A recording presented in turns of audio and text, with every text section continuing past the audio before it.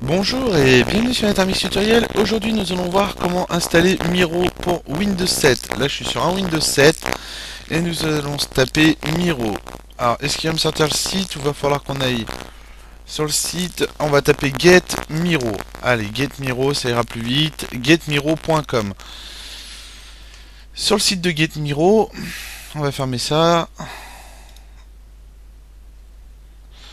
On va le prendre for Windows. On clique sur le bouton vert directement.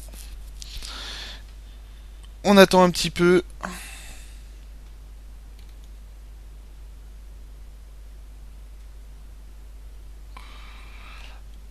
Alors, si le téléchargement n'a pas démarré automatiquement, on clique ici, comme moi. Apparemment, il ne télécharge pas direct. Voilà. On clique enregistrer. Enregistrer. Ici, on peut fermer. On ferme. Et là, on va dans gros rond. Donc, le bouton démarrer. Le nom de son ordinateur. Le dossier téléchargement.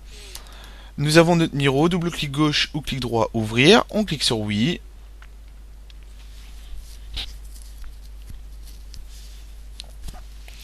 Ici, on clique sur Next. On refuse la toolbar, on décoche ces deux petits checkbox ici. On clique sur Next. De là, on veut que Miro il prenne tous les fichiers de notre ordinateur. Donc là, il va prendre tous les formats de fichiers de notre ordinateur. On a sélectionné tout. On clique sur Next et il va nous télécharger tout ça.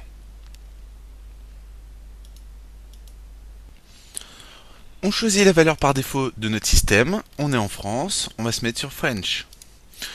On clique sur Suivant. On veut qu'il s'exécute au démarrage. C'est au choix. On clique sur Suivant. Ici, on peut cocher la petite case pour nettoyer les informations sur nos pochettes d'albums et les chansons. On clique sur Suivant. Ici, on peut mettre oui pour qu'il prenne les fichiers de notre ordinateur. On va cliquer sur oui. Il va calculer tous les fichiers de l'ordinateur pour pouvoir les intégrer directement dans Miro. Il va intégrer la vidéo, la musique, et vous pourrez avoir directement une grande bibliothèque musicale ou une vidéothèque au sein de votre Miro. On va voir ça tout de suite. Ici, on clique sur Terminer. Et là, il nous dit il est recommandé d'installer Bonjour. On clique sur Oui. OK. Là, il se connecte au site. On ferme le site internet.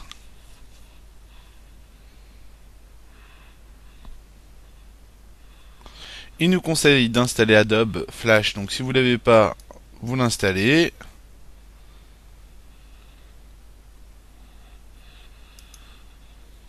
Donc, pour ça, vous téléchargez ici le Adobe Flash Player. On clique sur Exécuter.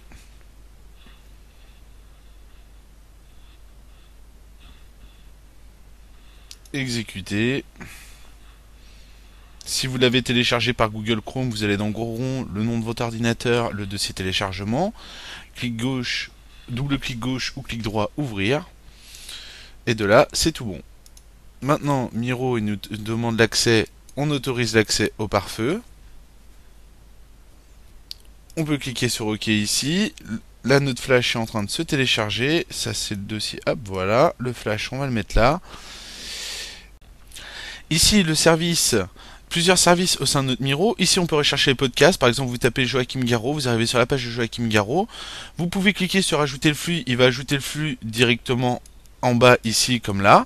Là, vous pouvez voir les flux de tout le monde, les télécharger directement. Vous pouvez réorganiser à partir de là si vous préférez cet affichage ou cet affichage. C'est au choix. Je vais mettre ça en grand, vous verrez mieux. C'est beaucoup plus convivial. On a un player en bas avec play, pause, ainsi de suite. Ici, on peut monter son volume là. Et voilà, on va passer en haut. Là, on a vu ça tout à l'heure. Maintenant, la vidéo, vous pouvez rechercher toutes les vidéos de votre ordinateur. Par exemple, vous avez des films de vacances ou d'autres films chez vous, vous pouvez les regarder directement dedans. Ils vont être classés là. Vos MP3, pareil, toutes vos musiques, WMA, MP3, et ainsi de suite. De là, on va pouvoir mettre un nom d'utilisateur en haut à droite, par exemple Netarmix, avoir accès à toutes les vidéos. Bien sûr, toutes les vidéos sont sous contenu de licence, que ce soit pour tous les youtubeurs ou n'importe quoi sur internet. Il faut regarder les licences, savoir si vous avez le droit de télécharger ou pas, parce que c'est quand même du contenu ambigu. Normalement, vous n'avez pas trop le droit de télécharger tout ça, mais vous pouvez télécharger certaines vidéos si on vous autorise à les télécharger. De là, vous pouvez sur YouTube aussi faire une recherche, vous pouvez regarder sur Hulu, mais ça c'est un service qui est réservé en Amérique, donc on va pas pouvoir se connecter à Hulu.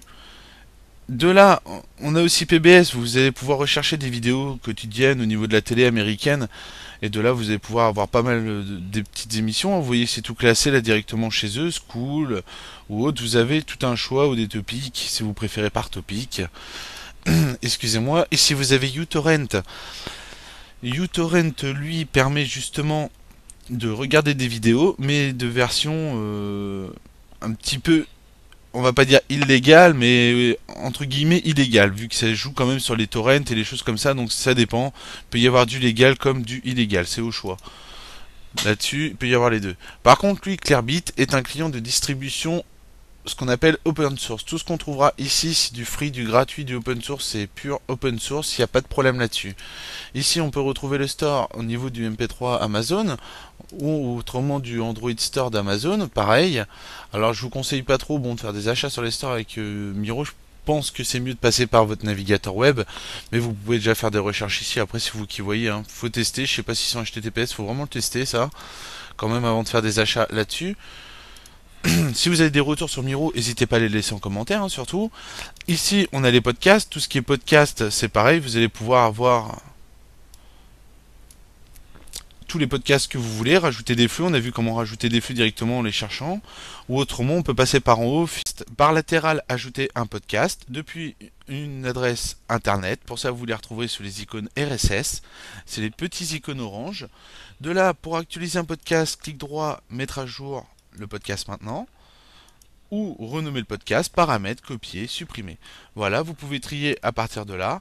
Autrement, vous avez d'autres options à partir de là, mais ça revient à peu près au même. On peut ajouter des sources si on en a envie, mettre à jour, renommer, importer, partager avec un ami, liste de lecture, les tris. On peut rajouter des colonnes si on en a envie. Vous voyez, elle se rajoute ici à droite. Et j'espère que ce tutoriel a été convaincant et je vous dis à bientôt sur NetArmix Tutoriel.